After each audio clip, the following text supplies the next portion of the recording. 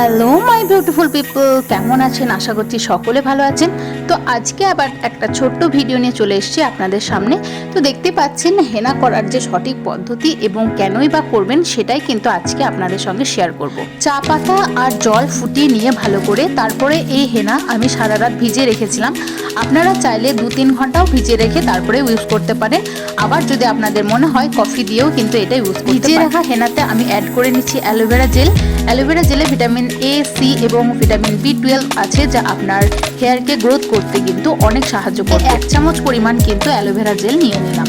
তারপর যেটা মিক্স করে নিচ্ছি সেটা হচ্ছে টক দই। টক দই কিন্তু আমাদের হেয়ার ফলিকলগুলোকে অনেক মজবুত করতে সাহায্য করে, আর আমাদের চুলে কিন্তু এটা ন্যাচারাল কন্ডিশনার হিসেবেও কাজ করে থাকে। তাই টক দই কিন্তু অবশ্যই আপনারা ইউজ করবেন, মানে এটাতে মিক্স করে নেবেন। তারপর এটাতে ভালোভাবে সমস্ত অ্যালোভেরা জেল, টক দই এবং হেনা ভালো করে মিক্স করে নিয়ে প্রায় ভালোভাবে মিক্স করবেন, একদম যতক্ষণ না দেখবেন যে এটা সব ইনগ্রিডিয়েন্টসগুলো বা সব উপাদানগুলো ভালোভাবে মিক্স হয়ে যাচ্ছে ততক্ষণ পর্যন্ত এটা ভালোভাবে ধৈর্য ধরে কিন্তু মিশিয়ে নিতে হবে। আমি এখানে হিমালয়ের হেনা ইউজ করছি, আপনারা নিজেদের পছন্দ মতো হেনা ইউজ করতে পারেন। শুধু প্রসেসটা যেটা সেটা আপনারা দেখে নিন। আপনি মাসে একবার যদি হেনা করে থাকেন তাহলে আপনার চুল কিন্তু অনেক সুন্দর থাকবে।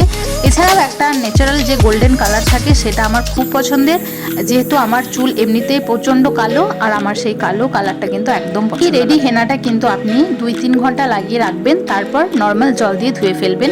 আর সেদিন কোনো রকমের শ্যাম্পু কিন্তু করা যাবে না, তাতে কিন্তু হেনার গুণগুলো নষ্ট হয়ে যায়। তো বন্ধুরা, এই ছোট ছোট টিপসগুলো অবশ্যই খেয়াল রাখবেন। তো বন্ধুরা, এই ছিল ভিডিও। ভালো থাকবেন, সুস্থ থাকবেন। Thank you.